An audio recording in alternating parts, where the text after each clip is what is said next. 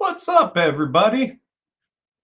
Today we are going to be going through our path to fundability. Let's make sure that everything is connecting the way it's supposed to. Give me just a second. All right.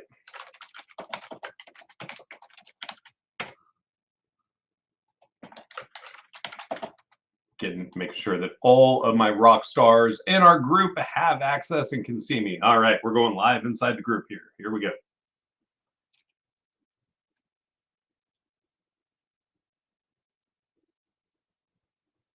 All right, what's up, everybody? We are live on Facebook. We are live on YouTube today. We are going to be going over our path to scalability, and we are going to keep diving in and keep going through our process here, and show you guys all the cool stuff that is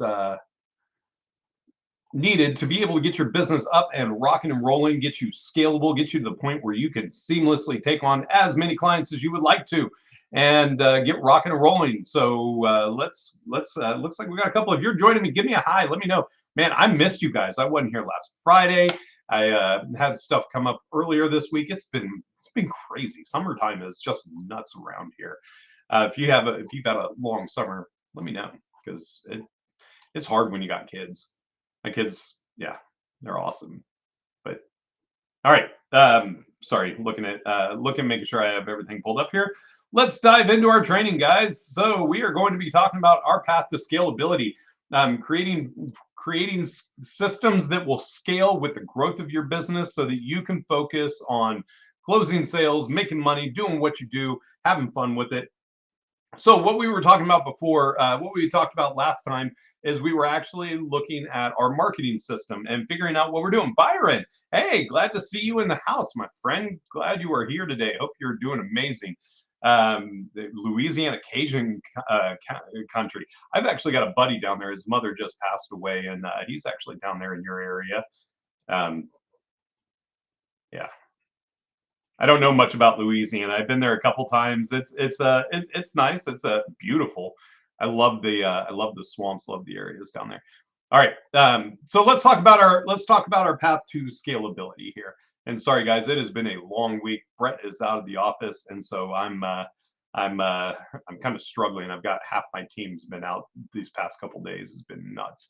All right, let's talk about this. So give me a second to get caught back up here. So what we were doing is we were talking about marketing. The goal of our marketing is going to be to produce high quality leads, high quality qualified leads, taking them through your customer journey, walking with them through the process of what it takes to educate them so that they fall madly in love with you, fall madly in love with your products and services, and understand that you have an irresistible offer that they can't say no to. So we mapped out, started thinking through our avatar, who we need to work with that. Started looking at the qualities of what we're interested in our avatar: business owner, interested in growth, revenue, interested in growth again. Apparently that's an important thing. So we're going to take that out. Then we started looking at advertising and started talking about like what's going to be our strategy, what are we going to do, how are we going to generate traffic, what platforms do we want to use. And again, guys, just to catch you up, what we're really looking at here is we're thinking through our strategies. And by the time we're done with this, I'm hoping, I've actually got my graphic designer working on this now, that we're going to start actually having worksheets for you guys that will be included, that will have all of this stuff mapped out. And that's really the reason that I'm doing this with you, is I want you guys to start thinking about this, because we will have this set up where you're going to be able to go in here and actually come up with a plan to be able to come up with all of this. So that way you actually have a strategy to scale. Because I find that a lot of business owners, they get out there and they buy into anything and everything. They just start jumping around from person to person who goes, oh yeah, we can do this, we can do that, and they get all gun ho. And but then they get in there and they realize it doesn't actually do what it needs to do. So that's what we're going to be focusing on, is helping you know what to do. So that way, when you see these offers, you see things coming across, you see all this tech coming out, you see all these promises from people, that you can understand how it fits into your vision, and if it's something that makes sense for you. So in our advertising, we were looking at how are we going to generate traffic? Like what do we want to do? How do we want to do it? What platforms do we want to use? What message are we putting out there? How does this message impact our sales process and product delivery? What's our organic strategy? Are we going to be going live? Are we going to be doing posts? Are we gonna be focusing on virality of trying to get things to go viral? Like what's our process there? What are we doing? Then we're going to look at what's our paid strategy. Like how are we going to generate leads? What type of leads? What do we want to do? Now, this actually brings up an interesting. Do you have videos on this stuff, Carlos? That's what I'm doing here, man. That's what these videos are videos on this, and part of it is like with these. What we're doing with these, Carlos, and if you go back and look at our past videos, especially on our YouTube channel, we have ones that we dive into just like all the different types of paid ad strategies. Now that we have actually got we have gotten our now that we have launched officially soft launched our AI ad platform, this is actually going to be stuff that we're going to be diving into a lot more aggressively. Now that we've got the ability to run Facebook ads and show you how to use Google Ads, LinkedIn, Instagram, Messenger, Snapchat, YouTube, Bing, Spotify, all these cool things. Now that we've got this launched, now that it's up, it's running, things are working on it, and we're getting there. We're going to actually be diving in a lot deeper on this. So what we're doing now, though, Carlos, is actually looking through this process, understanding all the things that go into your marketing, all the things that are going to go into your growth. So that way, when you get out there and you start running paid ads, as you get out there and you start doing organic posts, that everything creates this cohesive system. So right now, we're in the mapping phase of our path to scalability. Hopefully, I'm hoping that by next week, by next Friday, we're actually going to get into filling out our path to scalability. And then moving forward after that, I'm actually going to be breaking down like all of these different steps and showing you and training you and bringing in people who are experts on paid ads and bringing in people who do SEO, things like that to work with you through it. So this is more of a bigger overview for you today, though. So the other thing, back to our list, we're going to be looking at what's our paid strategy. What are we doing? And there's going to be several things that fall under this. Like first thing we need to look at is like cold traffic strategies.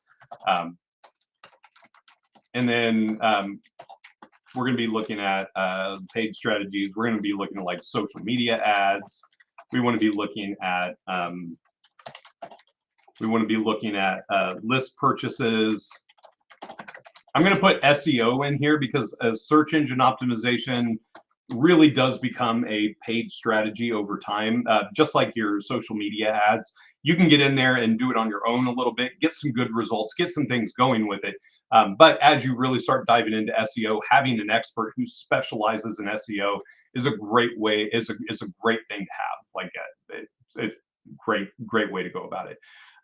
But with this paid ad strategy, we want to be thinking about like what are all the different ways that we want to do it, like what are all your options, and then from there figuring out what one's going to make the most sense for you. Like if we're running Google ads, if we're running social media ads, like which platforms are going to be best, what do you want to use.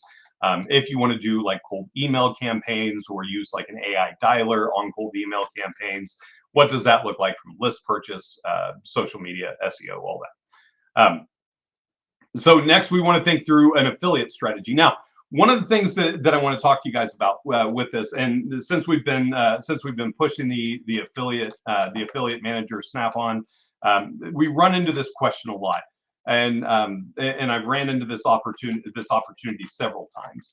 When you have your JV software and you have your affiliate software, your affiliate manager really set up and dialed in, there are two different directions that make a ton of sense for you to look at. The first one's going to be kind of more of an organic affiliate strategy where you can say, hey, I'm going to pay you 10% for anybody that you refer over to us. This is a great strategy because you can actually implement this with all of your customers. This is something that you can actually go through and set up with all of your clients and turn them into people who are referring you business, as well as like your local networking, working through that side. But the other thing that you want to look at is JVs. A JV is it's considered a joint venture. And this is going to be more aggressive. This may be something that you look at. Like I've seen people who've even like paid up to 50% of the revenue that they're generating with this with the JV with JV marketing.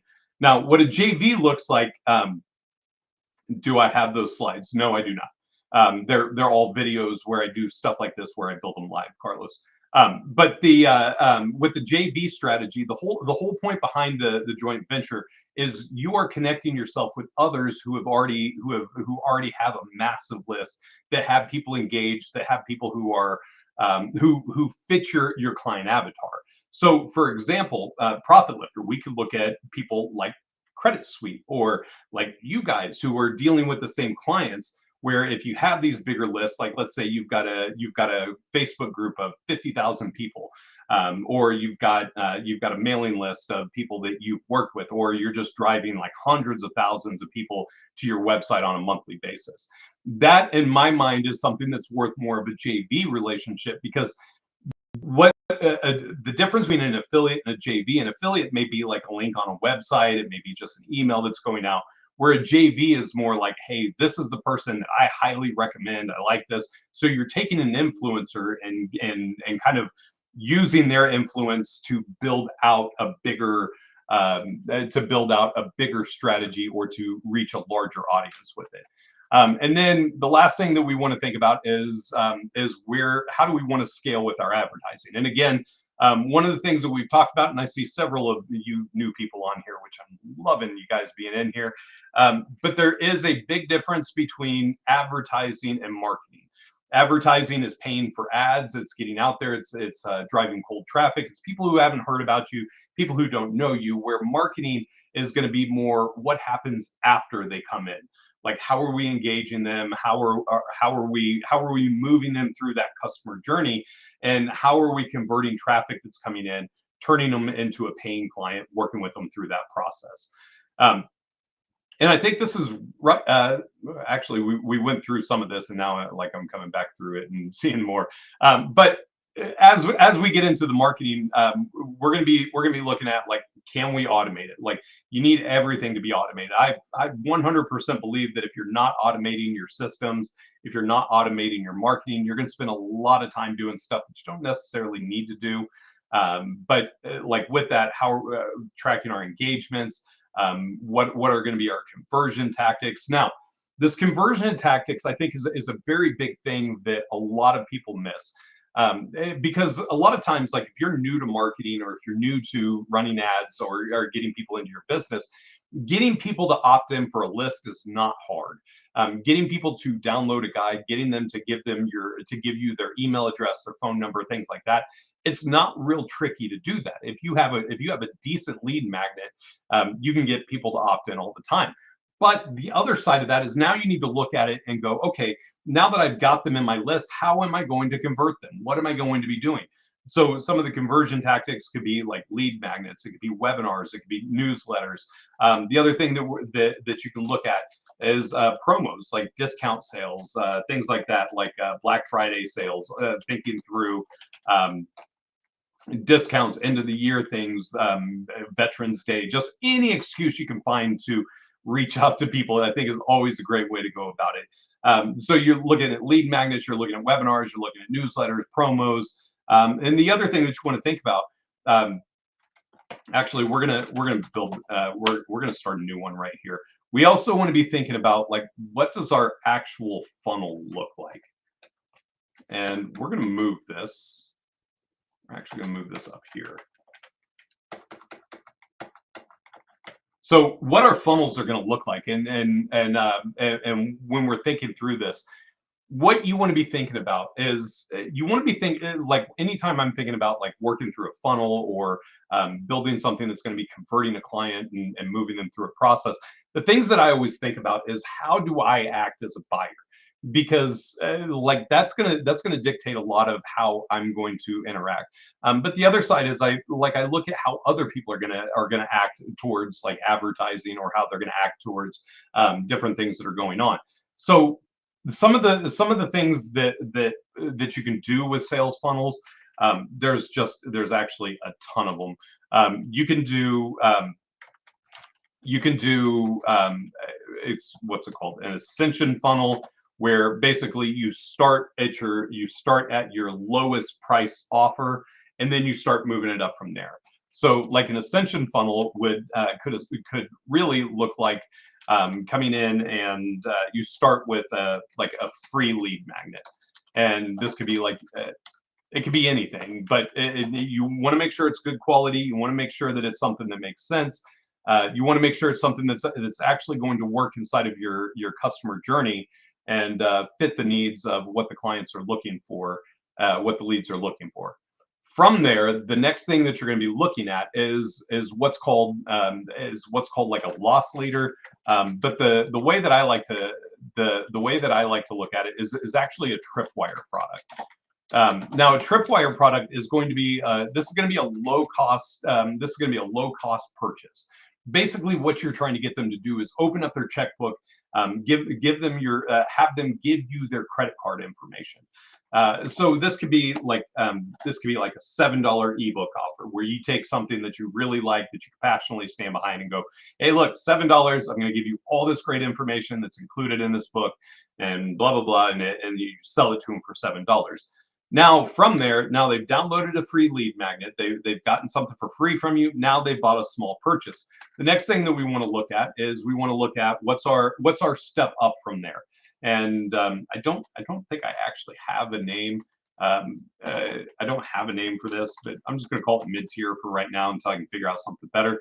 But this is going to be something where they're going to be paying more for it. So this may be like a $97 purchase. This could be something where you're giving them something of significant value. If you want to know some ways that I would maybe position this, is if I was selling business credit and business loans, maybe like a business credit report would be a good option. Something like that, where you can go, look, $97, you get a copy of your credit report. I'll sit down with you, I'll look over it with you, and I'll show you what you can do to build it and work it out from there. What you're doing is you're getting them conditioned to pay you for the services that you're offering, because then as they're going through this, now you're monetizing your process, meaning that, like, if people are buying a $7 offer and then they're paying for a $97 business credit report and business credit report consultation, that's going to lead into your product offer. And your product offer is going to be, like $29.97, whatever that's going to be, whatever that cost would be. But the trick to this is figuring out what it is that is going to move people along in this process. So some of the things that I've seen that have worked, like that business credit report is one. Having a membership site that you can actually offer them access to for a fee. Am I selling this system? No, I'm actually giving this system away, Carlos. This is all free. Like, all this stuff that we're building here, this is all stuff that you guys get access to with this. But like this mid-tier for $97, this could also be a membership, and this is actually something that we are building out for partners that are Ultimate. We're actually working next month on building out the membership sites inside of Profit Lifter, and having this as your second step. And the reason I'm doing this is because this is like Carlos asked, are we selling this system? No, we're actually just building you this system, and it's going to be included for you. Meaning that like, after we're able to build the membership, you're going to have that tripwire product that you can sell for $7. Then you'll have a membership area that you can sell for $29.99 recurring, or whatever price that you want to do from that. And then from there, then it's going to go right up into the bigger offer, meaning that it's for, and then you're going to really start pitching them your services. And the reason is because at this point now they've already invested some money with you. They've already bought a low level product. They liked it enough that they go, oh, you know what? What's the next thing that you're offering? Let's see what this looks like. And you just keep moving it, and you keep moving them along the process until you have built enough value that by the time that you're offering that top level product, that they're not even thinking about it. They're like, absolutely, this makes sense. There's no reason I wouldn't do that. So this is what you want to be thinking about. This is what you want to be thinking about, like for your scalability. How do you create this system? And the reason that I love this model so much is because with this Tripwire product, with this mid-tier product, having these available, it's not gonna be a game changer from like you're gonna revolutionize your income. No, it's gonna make you a couple $100, maybe $1,000, maybe $2,000, whatever that number is. But the reason that I love this is because this is found money. This is basically like free money that you're able to reinvest into your business to be able to offer what it is that you want to offer. Um, and to be able to really start to advertise, because if you like, let's say you start with $1,000 budget and you're like, okay, you know what, I want to sell something for $1,000. You come in here and you're like, okay, let's start with the free lead magnet. I'm gonna push everything in there.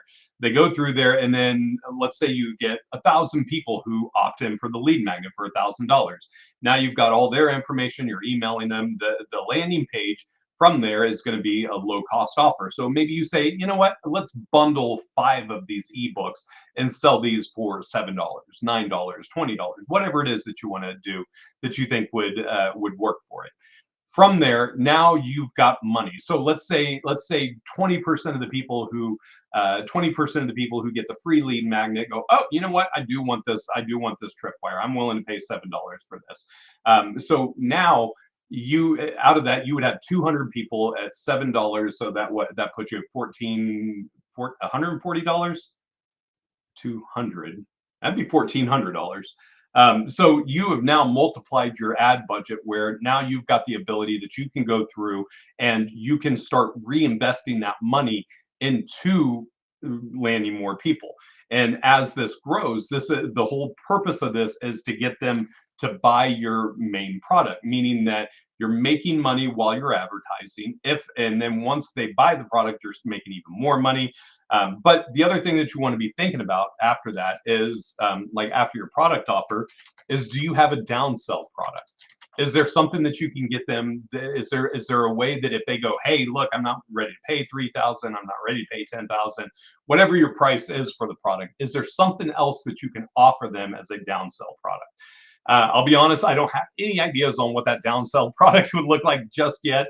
But like if I was sitting down and I had all these resources, I would probably like I may make my membership the downsell product, where now like I may collect some money from here. I've got my primary offer that we're making money on. That's our big one. If they don't opt in, I may say, hey, you know what? Let's stay in touch. Let me share all the education. Let me share all the stuff that I'm creating for you for our membership. It's only $29.99 a month. Gives them opportunities to get in there and do that. Next, and then from there, now you've got a funnel that's collecting leads. Now you're starting to sell people small products. Now you're offering a mid-tier product. You're just moving them along. You're figuring out ways to make money off them every step of the process. And that's the goal here, guys, is that you're providing enough value that people are paying you while they're going through this process.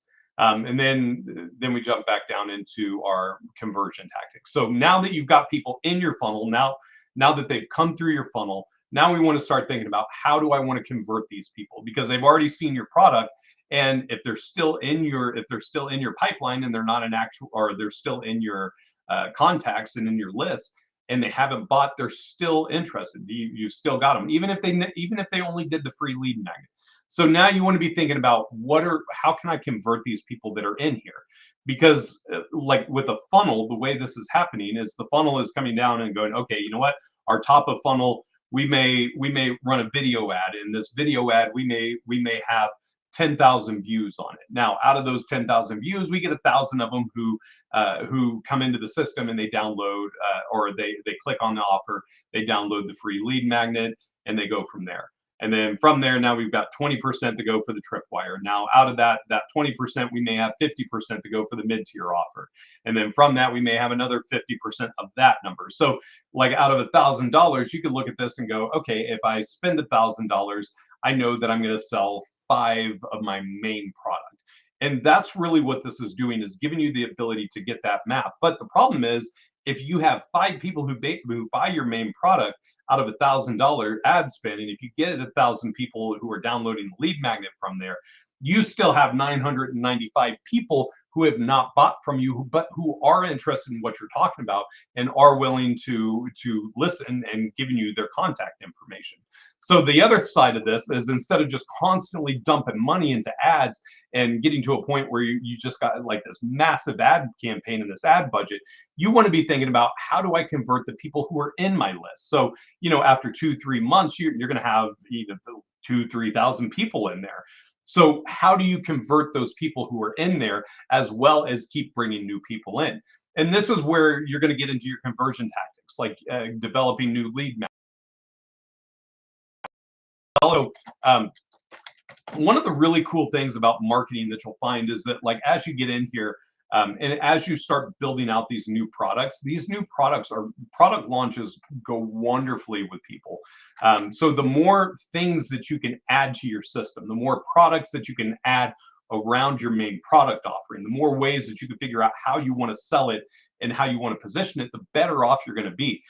So product launches are a great way to be able to get people engaged, be looking at what you're doing. The other side is education, webinars, live videos, basically anything that you can do that proves that you're the expert, that proves that you know what you're talking about, that you're the subject matter expert, goes a long, long way.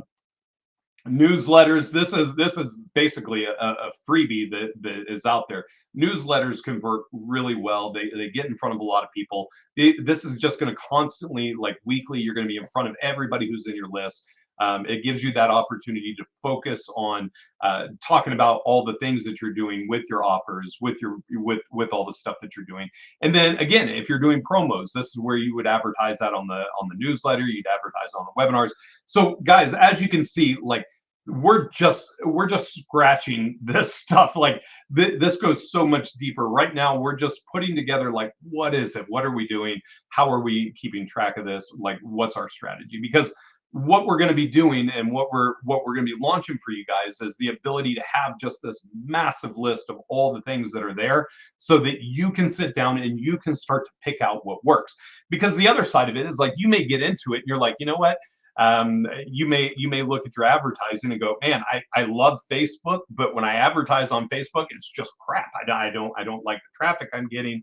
So having all these options out there is going to go a long way for you to be able to engage with that. Next, you want to be looking at list management, keeping your list clean, making sure you know where all of your leads are, where they're at in the process. And this actually happens a lot through the tracking and reporting.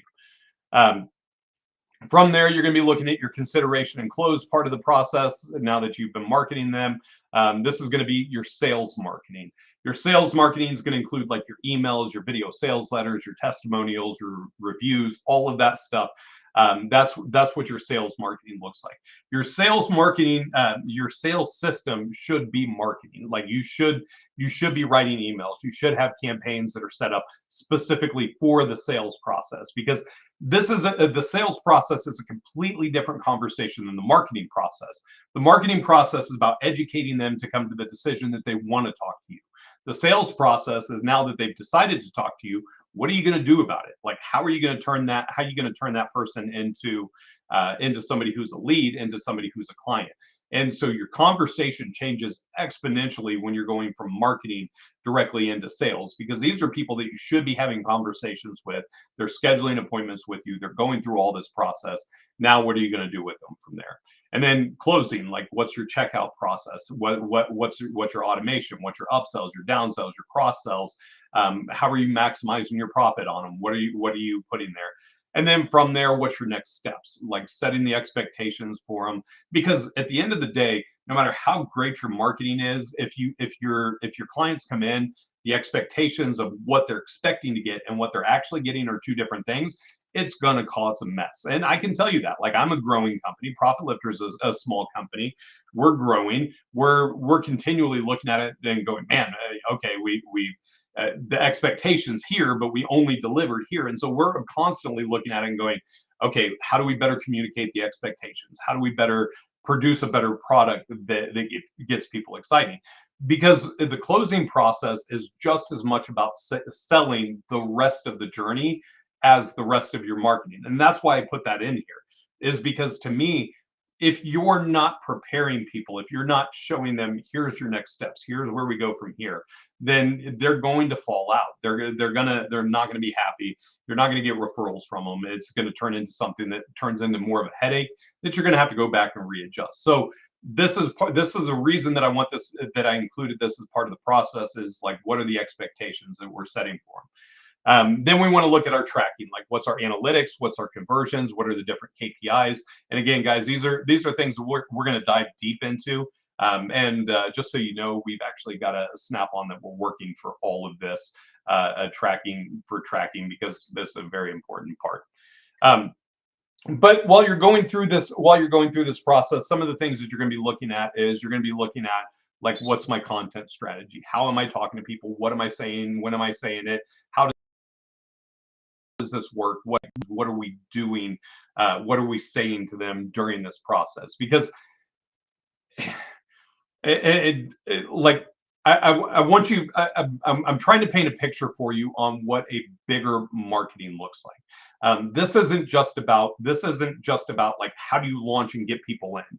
This is about, now that you are launched, how do you structure your company in such a way that you can hit a viral ad that just goes out there, starts gaining massive traction. You start converting people for pennies, like a quarter, like just ridiculous numbers. Like, how do you make this work? How do you scale this up? What do you do to be able to get the most from it?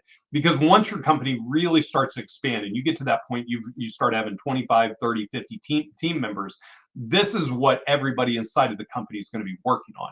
The more that you can start niching this stuff down, or really just drilling it down, figuring out what you want to do, how it want to work, how you want it to work, the easier it is to grow, because now you have a plan, you have a strategy. So it's just really, it gets into the team structure. Like, how are we going to bring people in?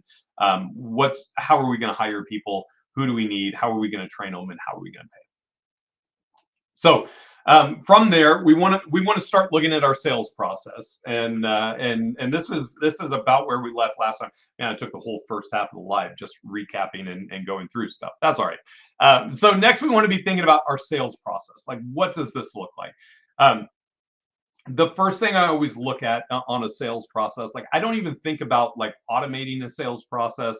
I don't even think about any of that until I know what my sales script and my sales process is. So we're actually going to just put sales process up here first. What does a sales process look like? So a sales process is going to include several different sides of this. It's the first thing that you're going to look at is you're going to look at like new calls, like how are not even new calls. You're going to be, let's just say, meetings. Like, how are you going to be meeting with people? Like, how are you going to be meeting with them on Zoom? Are you going to do Google Meet? Are you going to do phone calls? Like, how are you actually connecting with your leads? What does that process look like? Afterwards, follow up. Like, how are you going to be following up with them? How, when, and another good one is why. Why are you following up with them? Now, obviously, like, we know internally between us that you're following up with them because you want to make money off of them. Obviously, that's it. That's the whole point, is to get them, sell the products, change their life by giving them a life-changing product.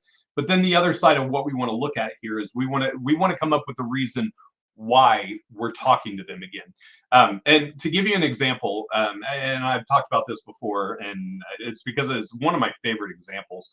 Like, I'm a musician, and I buy a lot of stuff from Sweetwater Music. They come up with reasons to reach out to me. They're like, "Hey, Keith, we just got this new drum set in. Go take a look at it. And here's the brand new electronic kit, and blah blah blah." They find reasons to reach out to me to follow up with it.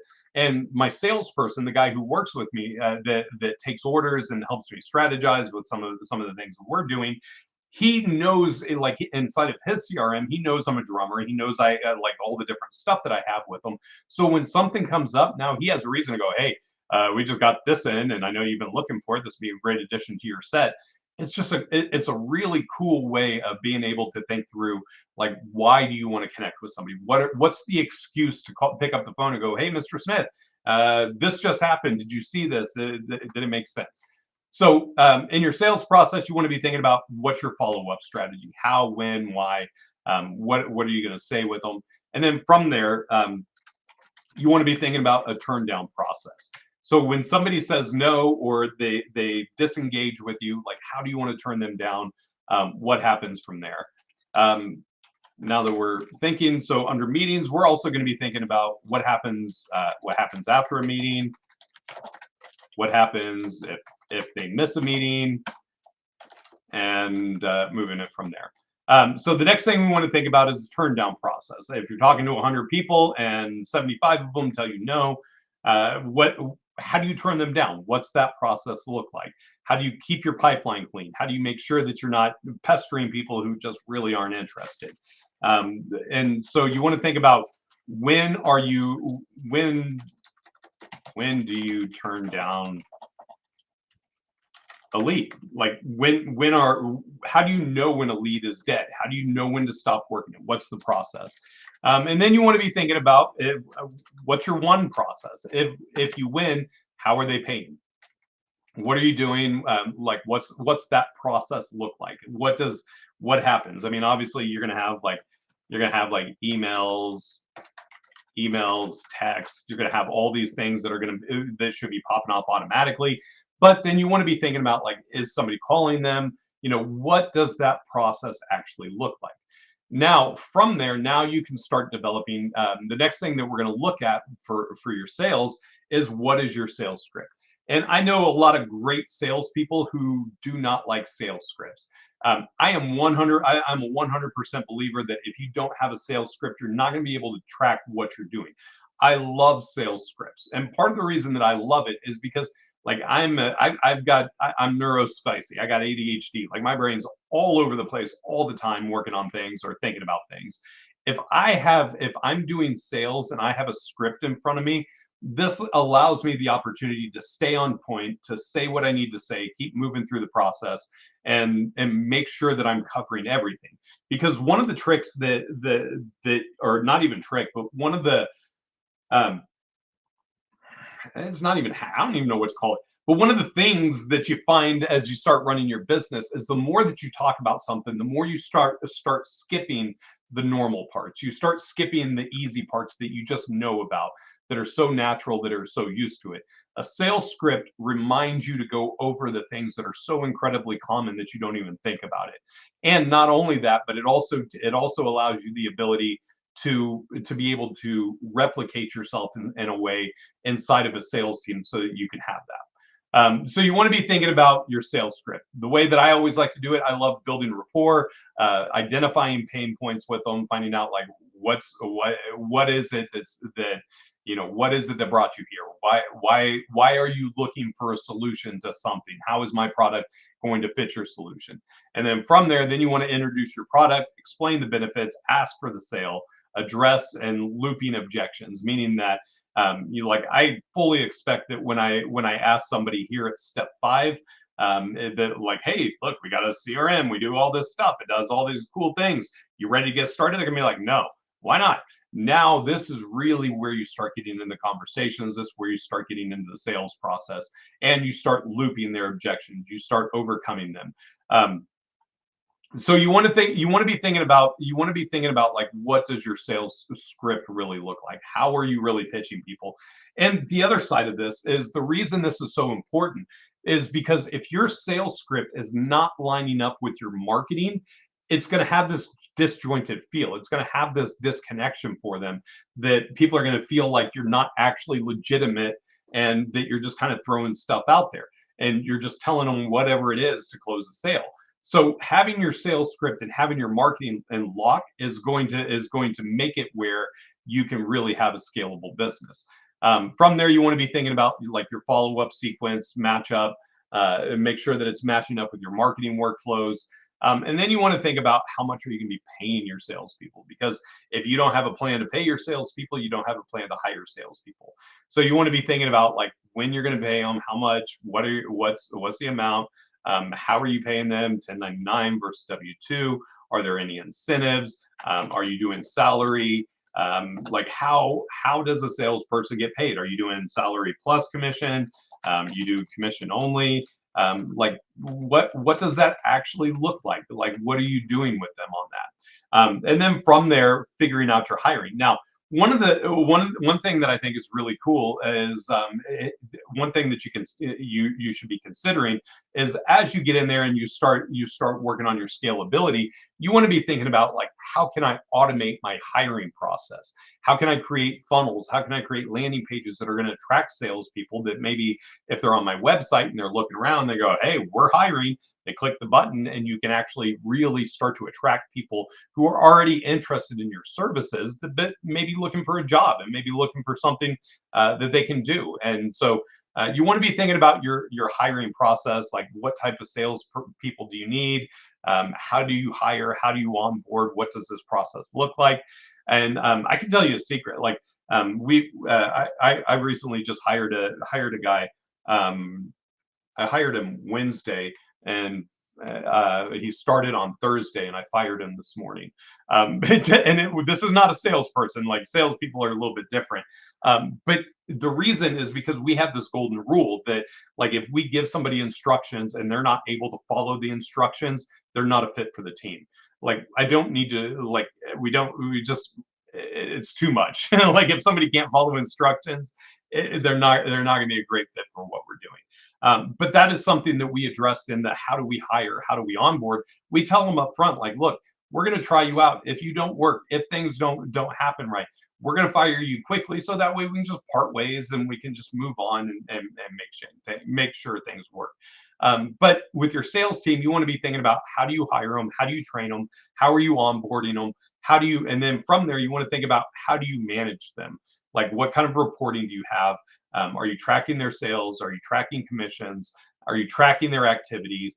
Can you see how many calls they're making? All of this stuff. This is stuff that you want to be thinking about because this becomes critical later on in your scalability. When you're small and you're just out there just swinging for the fences and ducking and dodging, this stuff is it's a bit redundant. It doesn't do much. But as you start growing, this is where this stuff becomes critical. And before we jump into product delivery, support, all that team building, profitability, all that fun stuff, I'm actually going to leave it here for today because I do really want to start building out these systems for you. So that way, because the marketing and sales side, these are the two most important ones to me for right now, because these are the ones we've spent a lot of time on. And I think we're at a good place with this now, where we can actually start putting these things together for you. Because the thing that I'm finding, the more of you guys that I talk to, the two areas that people struggle in is marketing and sales. So so what we're gonna focus on next week is actually putting together the worksheets for you, giving you guys the abilities that you can have all this stuff at your fingertips, so you can start strategically thinking about your business. Like, how do you want to scale? Where are you currently at? And then setting your benchmarks for your goals of what you want to do next. So that's all I got for you guys today, man. Sorry guys that I've been gone for a bit here. And I'll be honest, I'm kind of feeling just a little bit off today because, again, half my team's gone. I got a lot of stuff on my plate, so my brain's a little bit scattered today. But I appreciate those of you guys who hung out with me today, and all of you guys who joined me. You are all awesome. You're very appreciated. Hope you guys have an amazing weekend. If you're not ready yet, I will tell you. I'm gonna brag for a second. I've already got my tickets for Deadpool and Wolverine for tonight. That's what's getting me through my Friday, because that's the fun of it. So do something fun for yourself this week and go take care of your family. Have a great weekend, and we'll see you guys next week. Thanks for hanging out.